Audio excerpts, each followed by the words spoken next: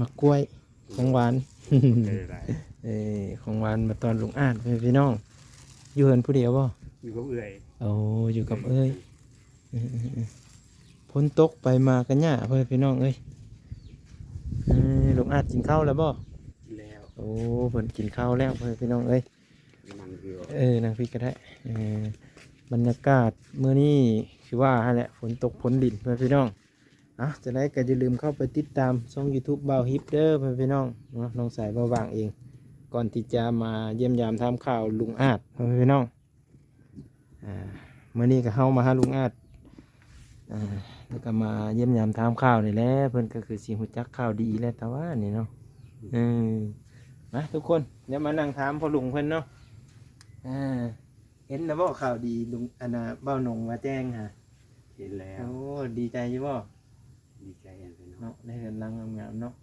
โอ้พี่น้องอยู่มองเศร้านี่เห็นบ่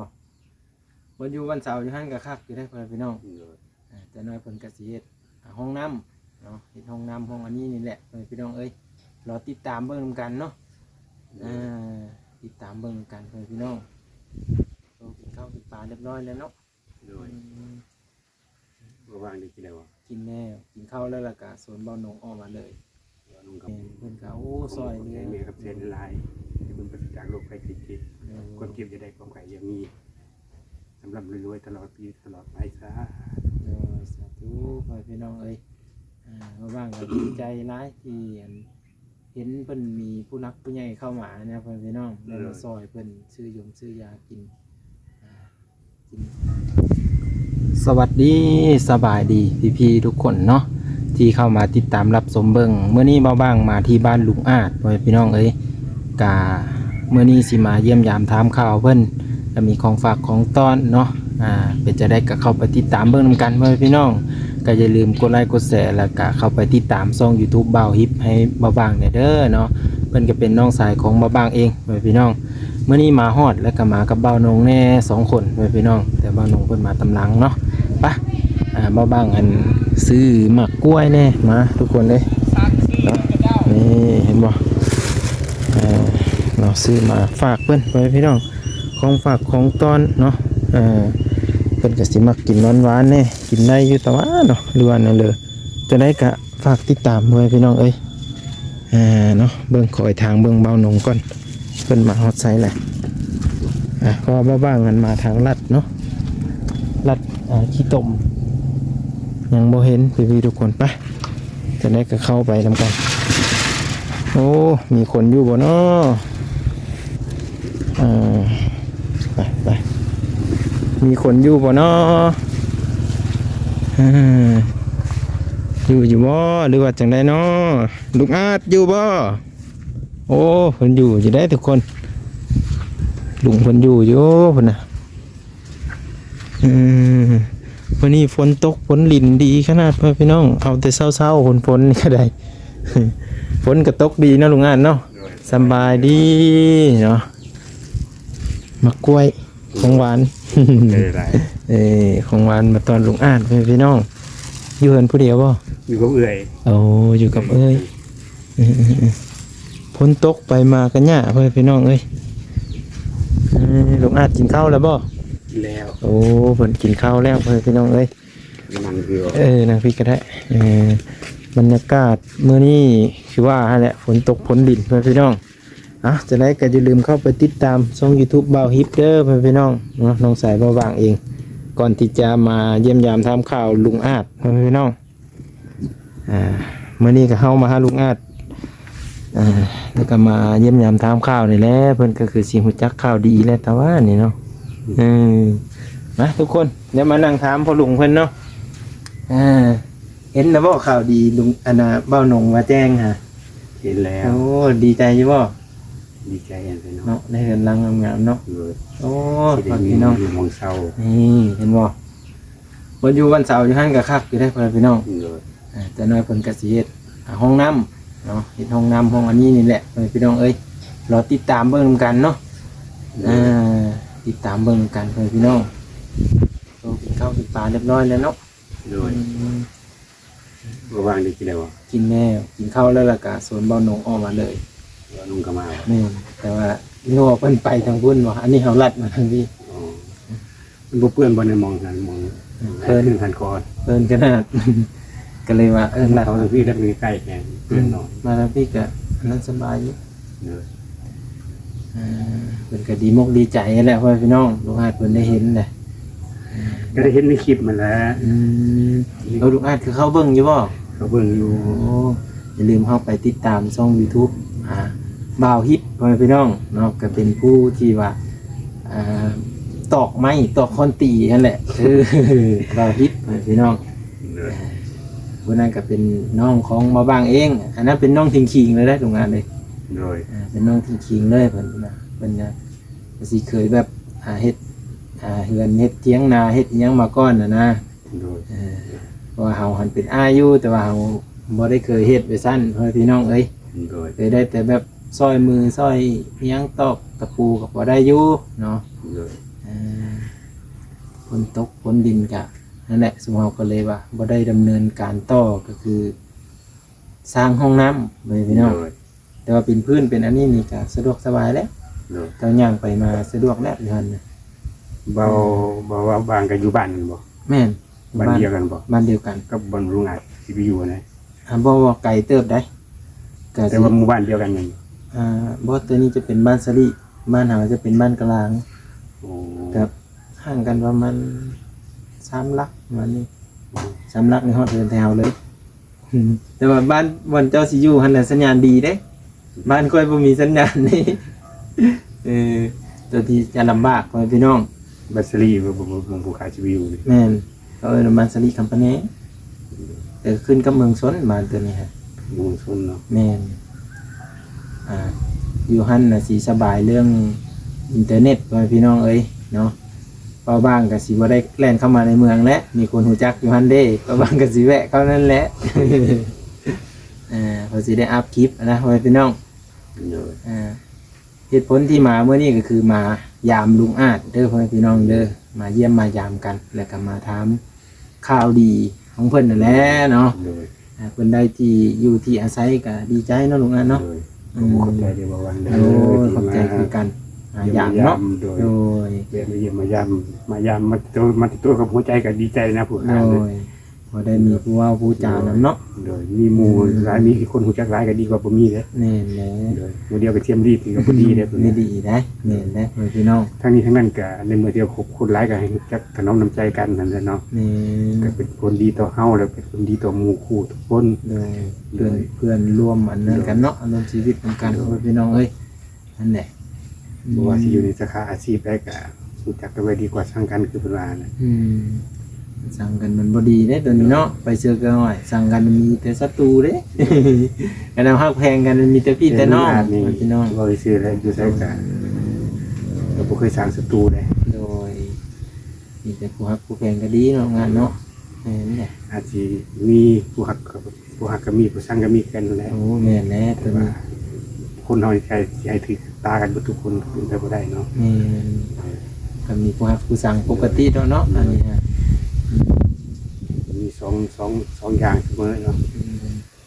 แม่นแหละเบิ่งแม่ค่อยได้ดูยี่ตมมา โดย ทางมันเปิ้นเนาะแล่นลงเจาะ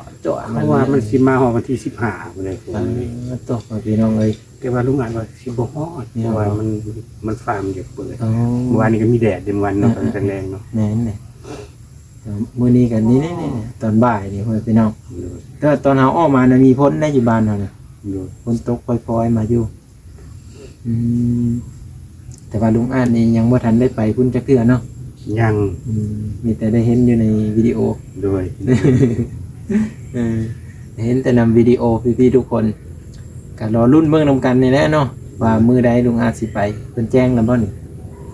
บ่หนง บ่ บ่ น้ บ อ อง ก คุณว่ามันบ่สะดวกคุณว่ามันแล้วห้องน้ำก่อนอยู่นี่ก่อนนะ ที่นี่แบบห้องน้ำก็สะดวกได้นี่เพิ่นพี่น้องแม่น เพราะว่ามันไกลนะคันว่าสิไปเข้าห้องน้ำธรรมชาติมันก็ไกลย่างอ้อมเพิ่นว่าเป็น แม่น อ้อมไกลเป็นลักผู้ว่าซั่น อืม แล้วไปเหียกลางทางสิได้กลับขึ้นมาร่างอีก แต่นี่แค่นี้เนาะเฮาลงแต่เฮือนแล้วก็ฮอดเลย บ่คันว่าคนปกติก็สิค่าอยู่เพิ่นว่า อืม ก็เลยว่าให้รอก่อน อืม คุณมาบอกคุณมาบอกผมว่าหัน เอานี่เด้อพ่อแม่พี่น้องเหตุผลที่เพิ่นยังบ่ทันได้ไปเด้อตัวนี้ เดี๋ย เด้ ว อ ให้รอก่อนบอกน้องว่าให้รอก่อน อืมมันก็บ่นั่นปานใดดอกเนาะรอท่าได้อยู่ดอกพ่อแม่พี่น้องเอ้ย โดย เพื่อให้ความสะดวกสบายเรียบร้อยเมื่อไหร่เราไปอยู่รถก็มันก็บ่นั่นใจปานใดเนาะ โดย อันนี้ก็ไปอยู่บ่มีห้องน้ำก็ยาก ทั้ง เนาะ นี้ทั้งนั้นก็แล้วแต่บอกน้องเพิ่นผู้ค้าผู้ตัดสินใจอย่างแล้วแต่เพิ่นว่าเพิ่นว่าจะได้เอาละเพิ่นนั่นแหละเพราะว่าเพิ่นเป็นผู้ดูแลเนาะ โดย เพิ่นเป็นผู้ดูแลเพิ่นเป็นสะพานบุญให้เฮา โดย โดยแต่เขาก็น้อมรับในคำตัดสินของเพิ่น โดย เพิ่นว่าสะดวกจังไดก็เขาก็เอาสั่นแล้ว โดย ขอบใจว่าน้องหลายเด้อบ่น้องเด้อโดย เนี่ยพี่น้องเลยนะครับก็ดีมุกดีใจนำบ่าวหนงนั่นแหละพี่น้องที่เป็นได้เป็นสะพานบุญทางแม่คำแสนเนาะ โดยแม่คำแสน ที่เป็นแบบอันซื้อยายัง ก็แม่คำแสน ให้ลูกอาด ทุกอย่างก็มีแต่แม่คำแสนนั่นแหละ แม่เพิ่นก็โอ้ซอยเลย แม่คำแสนหลายที่เพิ่นประจากโรคภัยไข้เจ็บความเจ็บจะได้ความไข้อย่ามีสำหรับรวยๆตลอดปีตลอดไปซะ สาธุพี่น้องเอ้ยมาบ้างก็ดีใจหลายที่เห็นเพิ่นมีผู้นักผู้ใหญ่เข้ามานะพี่น้องแล้วซอยเพิ่นซื้อยากินกินเป็นประจำเนาะลุงอันเนาะ โดยกินเช้าแรง เอากินเช้าแรงนั่นแหละพี่น้องแล้วเพิ่นก็แบบกินยาต้องได้กินยาตัวนี้เพื่อว่าจะให้พยาธินี่นะมันเบาไปเรื่อยๆนะพี่น้องมันก็สิ บ่ให้มันสั้นไปกว่านี้ ไปเนาะ โดย ค่อยดีไปพี่น้องแบบข้าวเฮาปะไว้ดนนี่มันก็สิ ถ้าเฮาบ่กินยาเลยมันก็สิเพิ่มขึ้นไปเรื่อย อืม ถ้าเฮากินยาใส่นี่มันก็บางเทีมันก็ลดลง อืม หรือว่ามันก็อยู่คงที่ เราอยู่คงที่เลยเนาะ โดย นี่มันก็ติใครกว่าบ่กินยาเด้พี่น้อง เขาก็ว่าตามหมอเพิ่นเว้าเนาะอันนี้ แต่ว่าบอล ตามหมอเพิ่น บอลที่เพื่อนที่เฮ็ดให้ลุงอาดนี่ขึ้นกันสบายเลยคันใด3คัน โดย ไต่ขึ้นนั่นก็ฮอดเฮือนเลย เลย มีประตูอีหยังเรียบร้อยพี่น้องแต่ว่าลุงอาดก็บ่ค่อยได้ไปใช้ดอกคันไปอยู่หั่นกันแล้วเนาะ โดย เป็นกสิอยู่หั่นเฮ็ดนั่นเฮ็ดนี่อยู่หั่นแหละพี่น้องเอ้ยเอ้าเป็นจังได๋ก็รอติดตามเบิ่งนั่นแหละเนาะ โดย เบิ่งเด้อพี่น้องจักนาทีแล้วนี่โอ้หาก็ได้10นาทีนี่แหละเอาเข้ามาหาเพิ่นมื้อนี้ก็คือเฮาเว้าในเบื้องต้นแหละ โดย ก็อยู่บ่ไกลกันพอได้ไปหามาแวะกันได้พี่น้องเอ้ยพอได้ไปมาเยี่ยม มีหยังก็ ทานข้าว มีหยังก็สิได้กินครับบ่วางเบานุ่งหั่นล่ะบ่นุ่งก็บ่วางอยู่บ้านเดียวกันบ่ แม่นพออยู่ใกล้กันอันนั้นก็โทรหาบ่ยากดอกพี่น้องเป็นหยังมาก็ได้เพราะเฮามันอยู่ใกล้กันแน่พี่น้อง โดยที่เราโทรเบอร์ได้เนาะโทรเฟซบ่ได้เนาะมีสัญญาณเนาะ แม่เห็นตัวเฟซนี่เยอะแยะเลยครับโทรเบอร์นี่พอได้อยู่ โดย ว่าเพิ่นก็มีอยู่ลูกหลานก็เขาก็เวียงงานแล้วเนาะสัญญาเด้พี่น้องเอ้ยประมาณนี้แหละคลิปต่อไปพี่น้องเดี๋ยวบางสีคือลุงอาจพาขึ้นไปเบิ่งอยู่เถิงแม่ที่อยู่ที่นอนนะลุงอาจ โดย ว่ามันพวกกินบ่หรือว่าจังได๋บ่อนเก่า ใช่อยู่แล้วบ่วาง แต่ทางลุ่มนี่เฮาแหนมขึ้นไปเฮาก็เห็นแล้วเนาะพวกมันกัดมันกินพี่น้องเอ้ยเพราะว่างก็ลืมเนาะลืมถือลีนเก่ามาพี่น้องได้สิว่าก็เบาหนงอยู่แล้วก็เอาลีนเก่าใส่ตีนเสาอันเด้ โดย เพื่อบ่ให้พวกขึ้นไปพี่น้องแต่พวกมันขึ้นไปกินเสาอ่ะนะคือแนวนี้กันนี่เนาะพวกมันมัก โดยอันนี้ยังว่ามันมีปีน ตีนตั้งอันนี้เนาะ โดยหลายปีเลยสาวไปปีเลย ตั้งแต่ลุงอาจเริ่มมา เงินเพิ่นสร้างคนผู้ขามา อันเหือนหลังนี่ได้ โดยสาวไปปีแล้ว ปลาตกพี่น้อง เงินพวกเงินเข้าขึ้น เงินพวกเงินเข้าเพิ่นก็มีลูกอยู่บ่ คนบ่มีครอบครัวเลย อ๋อ ผมเคยสร้างครอบครัว อยู่ผู้เดียวเลยเพิ่นก็ได้ คนเดียวตะกี้ก็อยู่กับน้องสาวเพิ่นนะพอน้องสาวเพิ่นครอบครัวใหญ่แล้วมีลูกหลานออกมาแล้วเพิ่นมีเอามาอยู่กับคนต่างหาก อ๋อ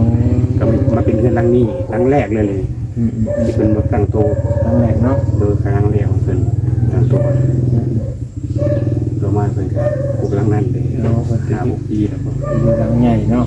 เพิ่นก็ให้ลุงอาจมาอยู่ตัวนี้มัน โดย ผู้ขามาก็มาอยู่รังนี้นะ เป็นเหินกบเหินเข้าเพิ่นเป็นพี่น้องก็ดีมุกดีใจนำแม่ใหญ่เพิ่นนี่แหละที่ให้ลุงอาจมาได้พักผ่าอาศัยเนาะลุงอาจเนาะ เป็นบ่มีเพิ่นก็ลุงอาจก็คือสิจักสิเป็นจังได๋ก็ยังบ่ฮู้ได้ แม่นแหละ เพราะว่าช่วงนั้นก็สะพัดสะพอยแห้งบ่ง่ายสิเด้อก็ได้เพิ่นดึงมาใส่ไปเพิ่นตอนนั้นก็บ่จักทางออกทางเข้าคือกันนั่นแหละแม่นอยู่ดอกพี่น้องว่าเป็นดินของตัวเองแต่ว่าความกดดันของคำเว้าของคนนะเฮาก็อยู่นำบ่ได้เนาะดินเฮาก็จริงอยู่แต่ว่ามันก็คันว่าของเฮามันก็เป็นในนามสื่อแต่ว่าในสื่อในกล้องในคลิปมันอีกอย่างหนึ่งนะ มันคนละอย่างกันเนาะ โดยสื่อในเวทีดินมันเป็นสื่อเฮาแท้จริงแต่มันบ่อยากขาดสัจจะนะว่าไงคือจะลุงอ่านเป็นคนเชื่อในการทำมา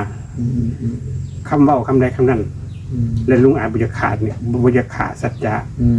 สัจจะคือคำเว้าเพราะว่าลุงอ่านเว้าไว้ว่าบ่มีการทำการขายนะบอกเลยพี่น้อง แล้วลุงอาบุยขาสัจจะมันเป็นสิ่งแหละจังค่อยว่ามันก็เลยค้างคาอยู่แบบนี้นะนี่พี่น้องเลยก็มี FC บางคนก็ยังว่าความเก่าอยู่ยังคนความเก่ามาว่าอยู่ลุงอาก็เลยว่าทุกคำตอบทุกคำถามมันก็มีคำตอบอยู่ใช่ลูกจากลุงอ่านเลยปัญหาว่าลุงอ่านที่ตอบหรือบอกนะเพราะว่าลุงอ่านท่านเข้าไปแล้วขาครึ่งแล้วขาครึ่งเขายังไม่ถึงเขาวัดท่านนะถ้าลุงอ่านนี่หายดีหายเศร้าเลยนะเขาวัดลุงอ่านยังยืนยันคำเดิมพี่น้องก็คือบวชอย่างเดียวหลังจากที่พญาหายดีเนาะขอให้หายดีให้เศร้าภายในมือนี้มือคือมือได้ก็ได้ว่าหายดีหายเศร้าแล้วจะเป็นปกติแล้วจะไม่ว่าอำลาแล้วเขาวัดแล้วลุงอาเป็นว่าสิอำลาเฮาวัดเนาะแต่เพิ่นหายดีเป็นปกติพี่น้องเอ้ยก็เพิ่นได้ตั้งสัจจะไว้พี่น้องก็ภาวนาช่วยกันการเข้าวัดบัดนี้การเข้าวัดนี่การที่ว่าเขาไปบวชนี่สิเขาเลยบ่หรือว่าที่กลับออกมาผู้ค้าก็บ่ได้เว้าเถื่ออันนี้เขาไปแล้วถ้าว่ามันไปเลยก็ไปเลยแต่ในใจนี่ว่า 80% นี่ว่าไปเลยได้ต้องคุมพาเนาะห่วงภายโลกภายนอกนี่มีแค่20%เท่านั้นเท่านั้นพี่น้องคือใจนี่มันเข้าไปแล้ว80แล้วดิอย่างไรก็ขอภาวนาให้ลุงอาหายดีหายเศร้าพี่น้องเอ้ยเนาะเพื่ออยากให้แบบเข้าไปบำเพ็ญเพียรกุศลอยู่ในวัดวาพุทธศาสนาอีกพี่น้องเอ้ยตามความเชื่อของเฮาเนาะลุงอาเนาะโดยจะได้ขอให้ลุงอาหายเศร้าไวๆพี่น้องเอ้ยสาธุบางก็ได้โดยนี่แหละกันมาหาลุงอาจก็บ่ได้เว้าจากันโอ้ลมถามข่าวกันพี่น้องหลายคนก็ยังลื้อฟื้นความเก่าอยู่นะมันบ่ดีพี่น้องเนาะเขาเอิ้นมาแล้วก็ว่าความเก่าแล้วมันผิดกันก็ว่าเนาะแม่ของกินบ่กินมันเน่าก็เราของเขาผิดกันแม่นได้พี่น้องตัวนี้หั่นก็เฮาก็ต้องมาเบิ่งชีวิตการเป็นอยู่ตัวจริงของเพิ่นอีกว่าเป็นจังได๋เนาะคนเฮานี่คันบ่เหลืออดนี่บ่ไปดอกเบาโอ้แม่นแหละอันนี้แน่นอนเพราะว่าผู้ค้านี่ก็มั่นใจในตัวเองว่านักแน่นเป็นคนนักแน่นพอนะถ้าว่าบ่เหลืออดอะไรเราผู้ค้าคือสิบ่หอบสังขารอันสุดโทรมนี้ออกมาจากดินดอนตอนหยาที่เป็นสื่อของตัวเองนะให้พี่น้อง FC คิดเอาสำนีผู้เลยที่ติดตามลุงอาจจะฮู้จักเนาะติดตามตั้งแต่เบื้องต้นที่เขาไอเตียงเพิ่นเฮาไปหานะพี่น้องเอ้ยบางคนก็ว่าลุงอ่านนั้นดีบางคนก็ว่าลุงอ่านบ่ดีลุงอ่านเดินสายกลางเสมอฝ่ายซ้ายสิว่าดีฝ่ายขวาสิว่าบ่ดีผู้ขาก็คอยเดินตรงกลางไปเดินตรงกลางสื่อโดยที่ว่าบ่แนมทางซ้ายแนมทางขวาบ่ลงทางซ้ายบ่ลงทางขวาอยู่กลางจะเอาไปลงว่าวันนี้ดีเนาะคันเฮาไปลงคำนึงย่อนี่เฮาก็ละเริงเด้ถ้าเฮาไปลงทางนี้เฮาก็สุบโจมสุบโซมลงไปเฮาบ่ลงเฮาอย่างต่างทางเฮามาเป็นกำลังใจทั้งสองข้างช่วยพยุงตัวเฮาให้มันไปรอดเนื้อวันแต่ละวันไปทุกอาชีพแบบนี้เลยบ่ลงในคำย่อๆแล้วก็บ่ลงในคำตีเตียนพร้อมรับเสมอ ทุกข้อความจากพี่น้อง FC แล้วกับผู้ใหญ่ทุกท่าน ที่เป็นแบบแสดงความคิดเห็นเนาะ โดย เป็นบางคนเพิ่นอยากแสดงควา บ่ ม มี คิด เกลี เห็ ย น ดบ่มีโกรธบ่มีเกลียดบ่มีโกรธบ่มีแต่เอามาเป็นบทเรียน อืม เอามาเป็นคติเตือนใจตัวเอง อืม ว่าสิ่งใดที่สมควรที่ใดที่บ่สมควร นี่พี่น้องจะได้กาวิดีโอหน้าพี่น้องคลิปหน้ามาบ้างสิพาขึ้นไปเบิ่งอยู่ทางเรือนของหลวงอาจบ่อนที่เพิ่นพักผ่าอาศัยมาในเวลาอยู่จักเดือนก่อน แก่เขาเดือนที่สี่ เนี่ย อย่างเขาที่ห้าแล้ว สิเข้าเดือนที่5พ่อแม่พี่น้องเพิ่นก็ได้อาศัยไผเพิ่งเนาะเรือนศาลบ้านซ่องของเอื้อยเพิ่นนี่แหละพ่อแม่พี่น้องเนาะก็เป็นจังได๋พ่อแม่พี่น้องก็สามารถแสดงความคิดเห็นได้แล้วก็ให้กำลังใจกันพ่อแม่พี่น้องเนาะเพื่อให้ชีวิตการเป็นอยู่ของเฮาในการดำรงชีวิตนี้ให้เจริญขึ้นแล้วว่าให้มีกำลังใจสู้ต่อนั่นแหละพ่อแม่พี่น้องเนาะก็คือลุงอาจเพิ่นนี่ก็ให้กำลังใจเพิ่นเนาะให้เพิ่นสู้ต่อไปพ่อแม่พี่น้องเอ้ยผู้ใดก็สู้ต่อเนาะ โดยสู้ก็สู้ได้แล้วบ่บาง นั่น ก็ แห ได้ ละพ่อแม่พี่น้อง คันบ่มีพี่น้อง FC ผู้ใหญ่ทุกท่านขอมาซัพพอร์ตมาดูแลก็คือสิบ่มีมื้อนี้ นั่นแหละ ทั้งนี้ทั้งนั้นก็ขอขอบคุณขอบใจนำ FC เนาะ เนาะ นะครับผู้ใหญ่ใจดีทุกท่านบ่ว่าจะอยู่ที่ไหนหรือต่างประเทศก็ขอขอบคุณขอบใจได้ให้เรื่องนึงทุกเพื่อนเด้ โอ้ อ ยสาธุพ่อแม่พี่น้องเอ้ยน้องมาบังก็จะปิดคลิปไว้เพียงซ้ำนี้ก็ขอให้ FG